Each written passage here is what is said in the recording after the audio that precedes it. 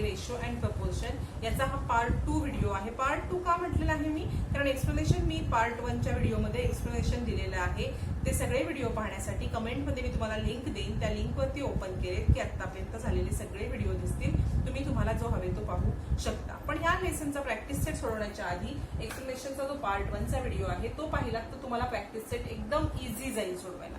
त्याच्यामुळे मी तुम्हाला सांगेन की आधी एक्सप्लेनेशन व्हिडिओ बघा आणि मग तुम्ही प्रॅक्टिस सेटचा व्हिडिओ पाहायला या. पहा आणि चॅनलवरती जर नवीन असाल तर सबस्क्राईब करून बेल आयकॉन दाबा. त्याच्यामुळे काय होणार आहे, जेव्हा मी नवीन व्हिडिओ टाकेन तुम्हाला त्या मोबाईलवर तुमच्या नोटिफिकेशन येते आणि तुम्हाला शोधत बसायची गरज लागणार. चला तर मग स्टार्ट करूया आपला प्रॅक्टिस सेट 28.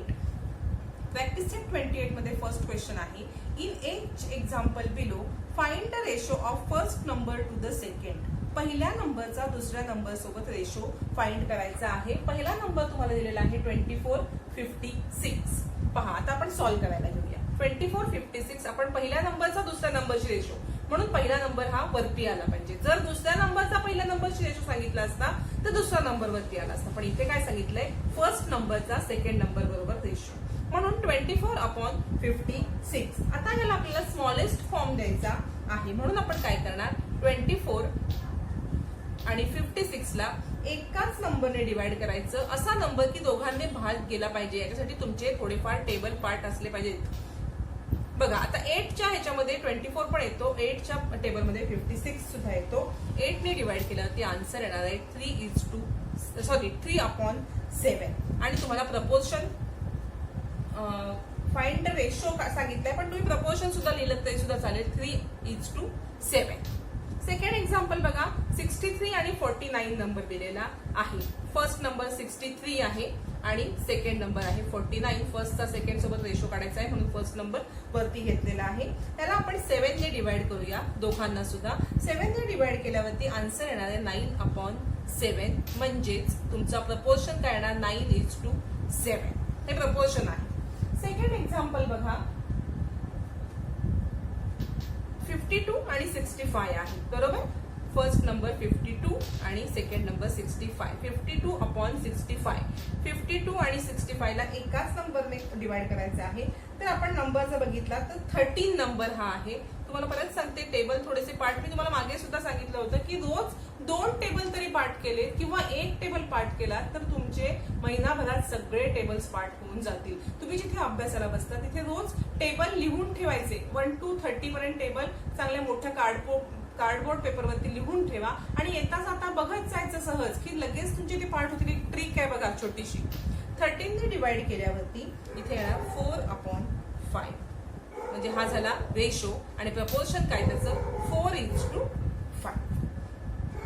सेकंड आहे 84. फर्स्ट नंबर दिलाय आणि सेकंड नंबर दिलाय 60. 84/60 याला आपण एकाच नंबरने डिवाइड करूया. 12 नंबरने ह्याला डिवाइड केलं तर आपल्याला 7 आणि 5 मिळेल. हा झाला रेशो आणि 7:5. फिफ्थ आहे 35 आणि 65. बघा 35 आणि 65. 35 हा फर्स्ट नंबर होता म्हणून तो फर्स्ट लिहिलेला आहे. 65 हा सेकंड होता म्हणून तो आपण खाली घेतलेला आहे. याला आपण 5 ने डिवाइड करूया. बघा 5 ने डिवाइड केल्यावरती आन्सर येईल 7/13. हा झाला प्रपोर्शन आणि हा झाला रेशो. प्रपोर्शन काय येणार, 7:30. नेक्स्ट बघा 121 आणि 99. याला आपण 11 ने डिवाइड करूया. पहा 11 ने डिवाइड केल्यावरती कोणत्या नंबरने डिवाइड करायचं हे माहिती असण्यासाठी परत सांगते, टेबल पार्ट पाहिजे तुमचे. जर तुमचे टेबल पार्ट असतील तर तुम्हाला पटकन समजेल की आपल्याला कोणत्या नंबरने डिवाइड करायचं आहे. 11/9 हा झाला त्याचा रेशो आणि प्रपोर्शन 11:9. हा झाला क्वेश्चन 1. सेकंड क्वेश्चन मध्ये तुम्हाला सांगितलंय, find the ratio of first quantity to the second quantity. आपल्याला काही क्वांटिटी दिलेल्या आहेत, त्याचे तुम्हाला रेशो फाइंड करायचे आहे. फर्स्ट दिलेला आहे 25 बीड्स मणी, 25 मणी आणि 40 मणी. म्हणजे बीड्स म्हणजे मणी जे आपण धाग्यामध्ये घालतो ना आणि माळ करतो ते बीड्स. 25 बीड्स आणि 40 बीड्स. काय सांगितलंय तुम्हाला, फर्स्टचा सेकंड बरोबर find the ratio of first to second. फर्स्टचा सेकंड बरोबर सांगितलंय, म्हणजेच इथे काय होणार आहे, 25 वरती येणार, 40 खाली येणार. आता दोघांना 5 ने डिवाइड होईल. बघा दोन्ही नंबरला 5 ने डिवाइड होईल. मग आपण दोन्ही नंबरला 5 ने डिवाइड करूया. पहा आन्सर काय येणार आहे तुमचं, तर 5/8 हा झाला रेशो. प्रपोर्शन सांगितलं तरी लिहिलं तरी चालेल, नाही लिहिलं तरी सुद्धा चालेल. फक्त विचारलंय काय आपल्याला, रेशोच विचारलंय. हे झालं फर्स्ट एक्झाम्पल. सेकंड एक्झाम्पल काय आहे, ₹40 आणि ₹120. बघा क्वांटिटी सेम आहे की रुपीज मध्येच आहे. पैसे दिलेत का, नाही. म्हणजे तुम्हाला काहीही अवघड नाहीये, युनिट सेम पाहिजेत त्याचे. फर्स्ट चा सेकंड बरोबर म्हणून 40 वरती 120 खाली. बघा ह्या 40 आणि 120 ला जर तुम्ही 10 ने डिवाइड केलं किंवा 20 ने जरी डिवाइड केलं किंवा 40 ने केलं तरी पण साधारण सोपं जाण्यासाठी मी तुम्हाला 10 ने आधी डिवाइड करून दाखवते. बघा एकदम मोठी हे करण्यापेक्षा काय येणार, 10 ने डिवाइड केलं 4/12. आता इथे पण बघा, इथे परत 4 ने डिवाइड केलं तुम्ही तरी सुद्धा चालणार आहे. पहा काय येईल, 1/3. डायरेक्ट इथे 40 ने करण्यापेक्षा तुम्हाला जर सोपं वाटत असेल तर तुम्ही अशा पद्धतीत सुद्धा 2-3 वेळा सुद्धा डिवाइड करून आन्सर काढू शकता. काय आलेला आहे आन्सर, 1/3 हा त्याचा रेशो आलेला आहे. थर्ड एक्झाम्पल बघूया आपण. थर्ड मध्ये तुम्हाला आता बघा, थर्ड मध्ये थोडंसं कॉम्प्लिकेटेड, तुम्हाला मी आधी एक्सप्लेनेशन व्हिडिओ जर पाहिला असेल तर कोणालाही कॉम्प्लिकेटेड वाटणार नाही. पण एक्सप्लेनेशन व्हिडिओ जर पाहिला नसेल तर तुम्हाला हे थोडंसं अवघड वाटण्याची शक्यता आहे. पहा मी तुम्हाला एक्सप्लेनेशन व्हिडिओमध्ये सांगितलेलं आहे की रेशो आणि प्रपोर्शन काढण्यासाठी दोन्ही क्वांटिटीचे युनिट सेम असायला लागतात. ते युनिट सेम आहेत का, नाही. मग युनिट सेम नसेल तर सोडवायचं नाही का, असं नाही, सोडवायचंच आहे. पण आपल्याला युनिट सेम करून घ्यायचे आहे. आता पहा युनिट सेम करण्यासाठी काय करणार आपण, इथे 1 आवर म्हणजे किती मिनिट, 60 मिनिट. आता आपण 1 आवरच्या ऐवजी 60 मिनिट घ्यायचे आहेत.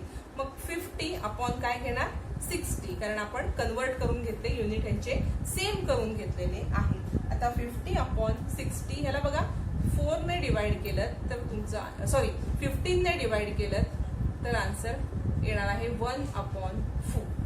15 1 जार 15, 15 4 जार 60, 1/4. हे झालं आपलं थर्ड एक्झाम्पल. फोर्थ एक्झाम्पल मध्ये तुम्हाला काय सांगितलेलं आहे पहा,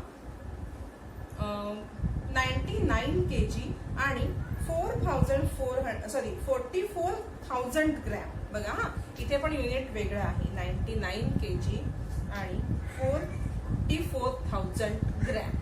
आता ह्यांची बघा काय आहे, तर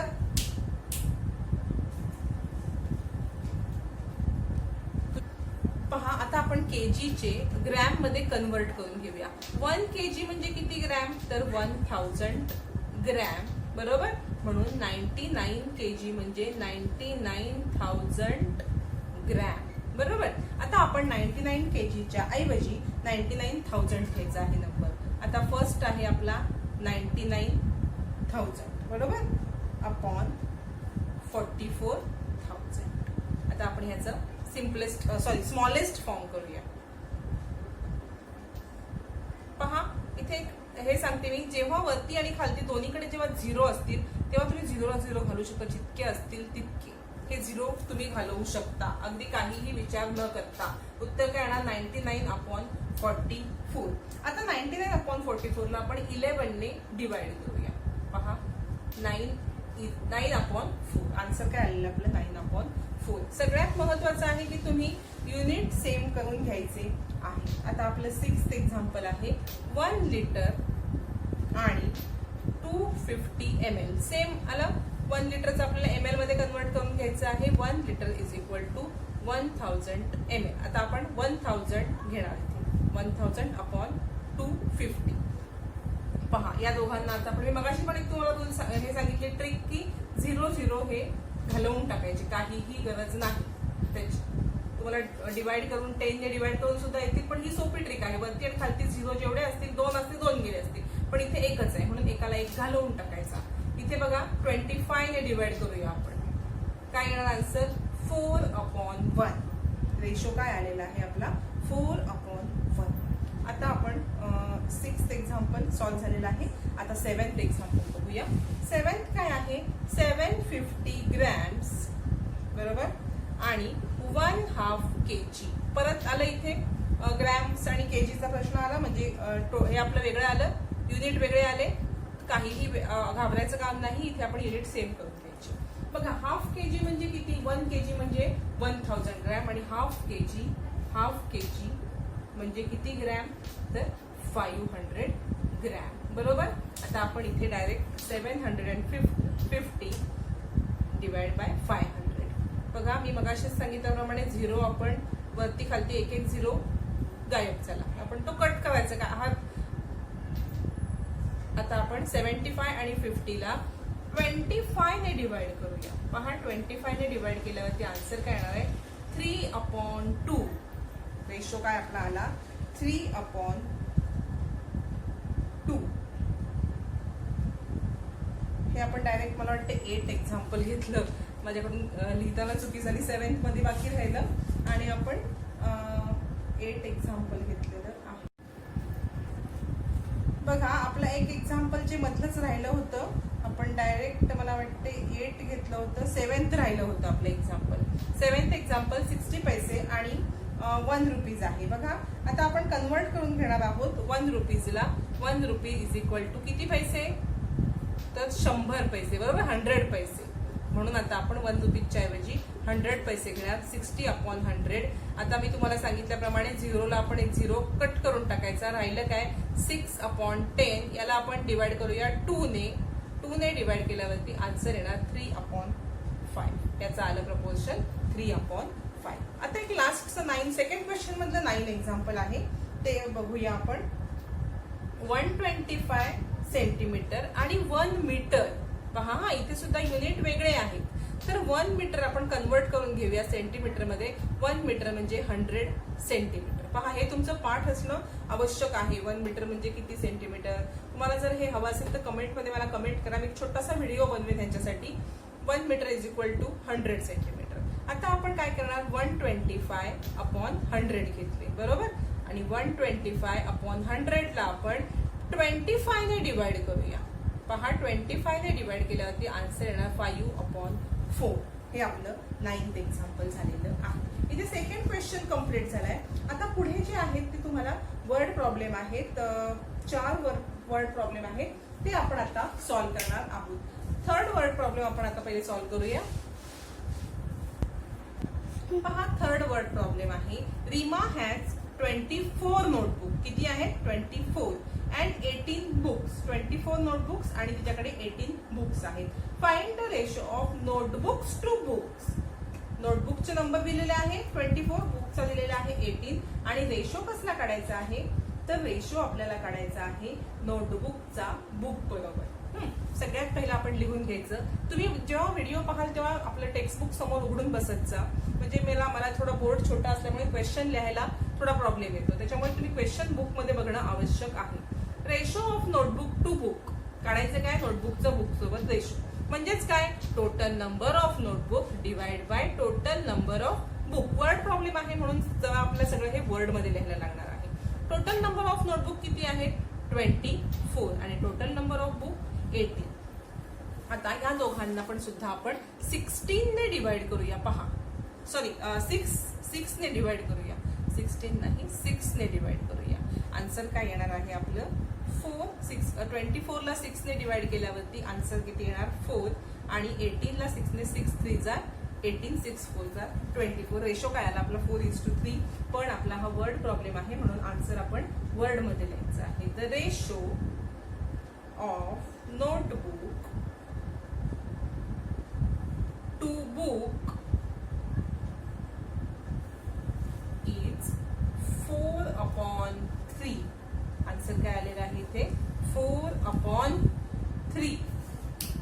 पहा इथे आपला हा थर्ड वर्ड प्रॉब्लेम आपण सॉल्व्ह केलेला आहे. वर्ड प्रॉब्लेम असल्यामुळे तुम्हाला आन्सर वर्ड मध्ये लिहायचं आहे. आता आपण फोर्थ वर्ड प्रॉब्लेम पहा. फोर्थ वर्ड प्रॉब्लेम आहे 30 cricket player and 20 kho kho player. 30 क्रिकेटचे खेळाडू आहेत आणि 20 खो खो खेळणारे आहेत. Are getting training on a field. त्यांना एका फील्डवरती जाऊन त्यांच्या ह्याच्यावर जाऊन ट्रेनिंग दिलं जाते. 30 क्रिकेटची 20 खो खोची. What is the ratio of cricket player to the total number of player. कुणाची रेशो विचारलाय, क्रिकेटचा खो खोशी का खो खोचा क्रिकेटशी नाही. तुम्हाला इथे रेशो काय विचारलाय त्यामुळे क्वेश्चन नीट वाचायचं आहे. रेशो काय आहे, क्रिकेट प्लेयरचा टोटल नंबर ऑफ प्लेयर्सची रेशो. याच्यासाठी तुम्हाला टोटल नंबर ऑफ प्लेयर दिलेले आहेत का? नाही. मग तुम्हाला काय करायला लागणार आहे? टोटल नंबर ऑफ प्लेयर तुम्हाला काढून घ्यायला लागणार आहे. पहा, सगळ्यात पहिलं आपण लिहायचं total number of player is equal to cricket players plus kho kho players. बरोबर. क्रिकेट प्लेयर्स किती आहेत आपल्या दिलेले? 30 आणि खो खो आहेत 20. टोटल नंबर ऑफ प्लेयर्स किती आले? 50. पहा, हे आपण आधी करून घेतलं. कशासाठी? हे टोटल नंबर आपल्याला काढायचे होते म्हणून. आता आपण रेशो फाइंड करायचा आहे. रेशो कोणाचा कोणाशी? Ratio of cricket player to total number of player. बरोबर. म्हणून क्रिकेट प्लेयर वरती लिहिले आपण. Number of cricket player divide by total number of player. आता सांगा क्रिकेट प्लेयर किती आहेत? 30. टोटल नंबर ऑफ प्लेयर आपण किती काढले? 50. याचा आपण आता रेशो काढूया. पहा, मी तुम्हाला सांगितलेल्या पद्धतीने सुद्धा 0 ला 0 घालवले तरी पण चालेल, किंवा याला 10 ने डिवाइड केलं तरी पण चालेल. दोन्ही पद्धती बरोबर आहेत. आन्सर येणार 3/5. वर्ड प्रॉब्लेम आहे म्हणून आपण आन्सर वर्ड मध्ये लिहायचं. So the ratio of cricket player to the total number of player is equal to 3/5. याला आपण एक बॉक्स. हा झाला आपला 4th वर्ड प्रॉब्लेम. आता 5th वर्ड प्रॉब्लेम आपण पाहणार आहोत. पहा, 5th एक्झाम्पल आहे आपल्याला. Snehal had red ribbon that is 80 centimetre long. स्नेहलकडे एक लाल रंगाची रिबीन आहे 80 सेंटीमीटर लॉंग. तसंच तिच्याकडे and a blue ribbon 2.20 metre long. Blue ribbon आहे 2.20 metre long. What is the ratio of length of the red ribbon to that of blue ribbon. Red रिबनचा blue ribbon सोबतचा ratio विचारलेला आहे. पण इथे problem काय आहे की युनिट सेम नाहीये. रेड रिबनचं युनिट आहे सेंटीमीटर मध्ये आणि ब्लू रिबनचं युनिट मीटर मध्ये. आपण काय करणार? 1 metre is equal to 100 centimetre. हे आपल्याला माहिती आहे. तरी सुद्धा आपण इथे लिहायचं, कारण काय आहे, वर्ड प्रॉब्लेम मध्ये सगळं लिहिणं तुम्हाला गरजेचं असतं. 1 metre is equal to 100 centimetre. Length of red ribbon is equal to 80 centimetre. Length of blue ribbon is equal to 2.20 metre. 2.20 म्हणजे 2 मीटर आणि 20 सेंटीमीटर. बरोबर. मग 2 मीटर म्हणजे किती सेंटीमीटर? 200 सेंटीमीटर प्लस हे 20 centimetre, 220 centimetre. Length of blue ribbon किती आली? 220 centimetre. समजते तुम्हाला? 2.20 म्हणजे 2 मीटर हे आणि हे 20 सेंटीमीटर असतात. बरोबर. जेव्हा आपण असं लिहितो तेव्हा 2 मीटर आणि 20 सेंटीमीटर असतात. ते आपण लिहून घेतलं. 2 मीटरचे सेंटीमीटर मध्ये कन्वर्ट केले प्लस त्याच्यामध्ये हे 20 सेंटीमीटर सुद्धा ऍड केले. एकूण झाले 220 सेंटीमीटर. आता इथे आपण लिहून घ्यायचं. So ratio of red ribbon to the blue ribbon.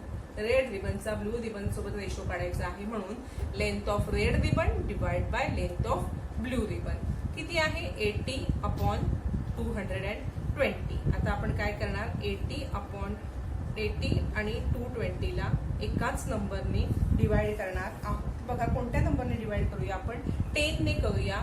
असं केलं तरी चालेल, किंवा मी तुम्हाला ज्या पद्धतीने सांगितलं हे दोन्ही 0 घालवले तरी चालणार आहे. आन्सर येणार आहे तुमचं 8/22. परत बघा, इथे सुद्धा 4 ने डिवाइड होईल. बरोबर. या दोघांना सुद्धा 4 ने नाही होणार, 2 ने डिवाइड होईल. 2 ने डिवाइड केल्यावरती आन्सर येईल 4/11. रेशो काय आला आपला? 4/11. आपला वर्ड प्रॉब्लेम आहे म्हणून आन्सर वर्ड मध्ये लिहायचं. So the ratio of length of red ribbon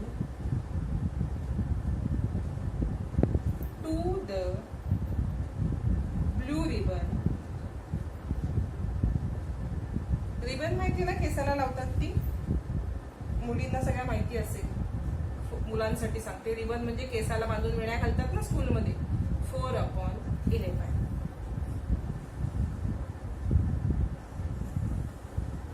इथे आपला 5th वर्ड प्रॉब्लेम कम्प्लीट झालेला आहे.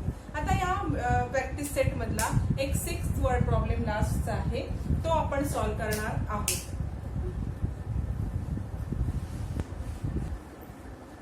6 एक्झाम्पल मध्ये तुम्हाला 3 क्वेश्चन विचारले. बघा काय माहिती दिलेली आहे बघा. Shubham's age today's is 12 year, म्हणजे आजचं शुभमचं वय आहे 12 year. And his father's is 42 years, वडिलांचं 42 इयर्स आहे.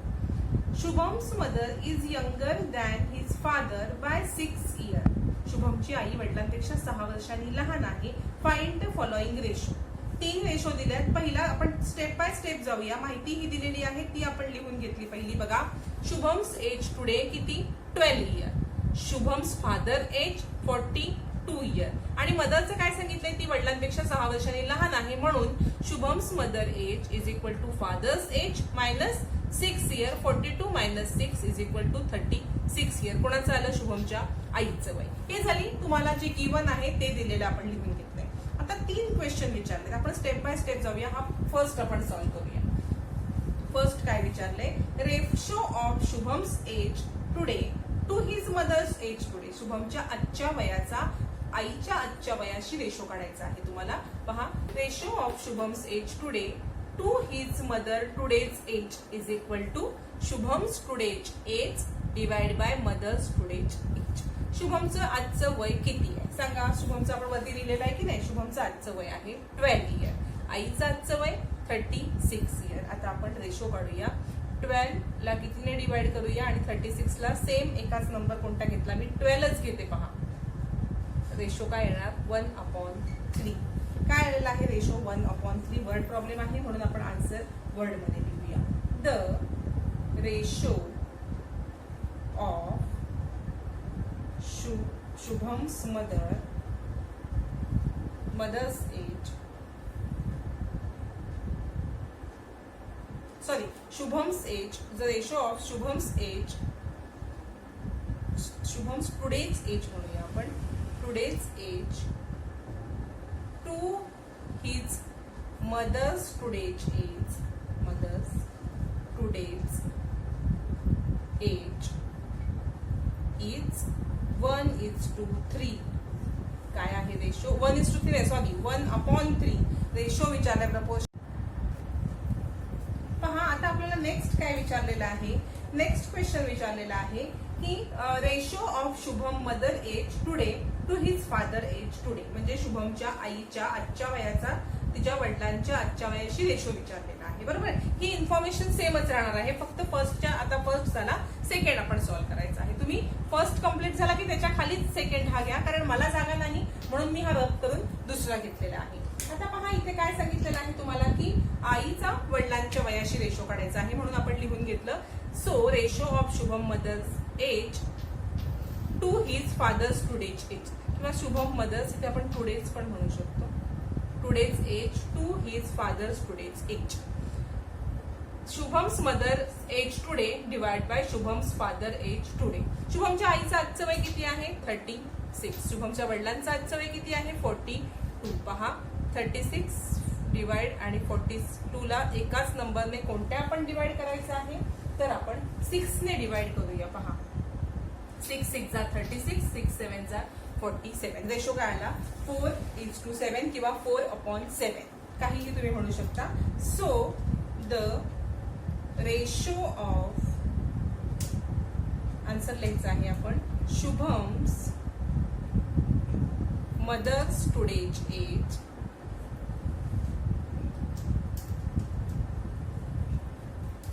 To Shubham's father's today's age to his father's today's age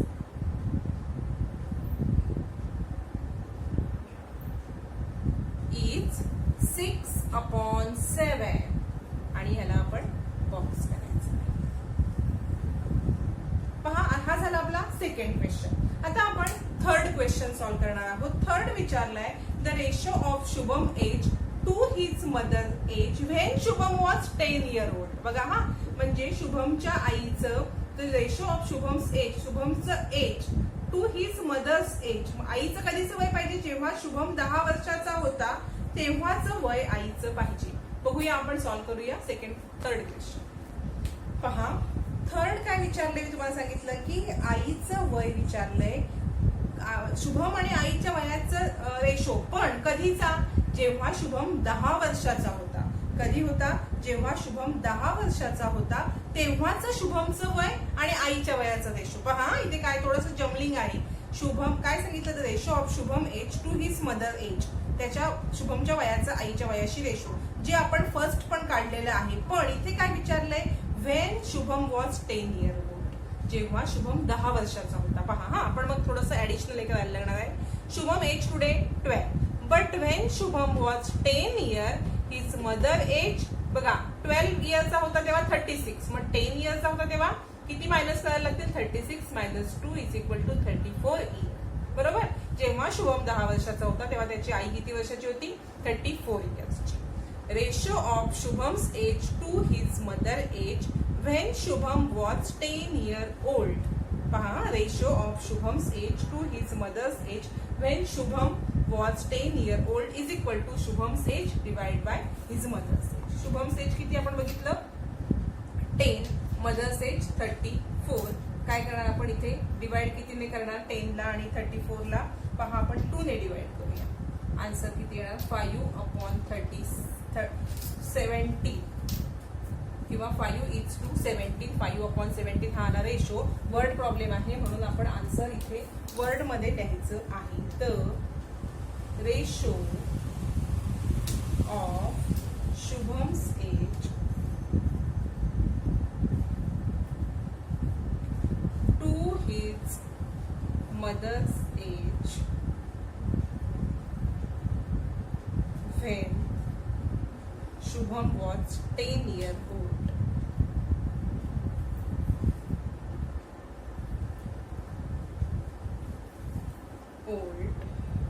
Is 5:7.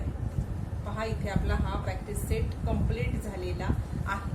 तसंच याच्या एक्सप्लेनेशनचा पार्ट 1 आहे, पार्ट 2 आहे, तसंच प्रॅक्टिस सेट 29 चा सुद्धा व्हिडिओ आहे. सगळे व्हिडिओ पाहण्यासाठी मी कमेंटमध्ये तुम्हाला लिंक देईन. त्या लिंकवर क्लिक केलं मॅथ्सच्या की प्लॅन्सची प्लेलिस्ट ओपन होईल. प्लेलिस्टची लिंक आहे ती, आणि प्लेलिस्ट ओपन झाली की तुम्हाला जो व्हिडिओ पाहायचा आहे तो तुम्ही पाहू शकता.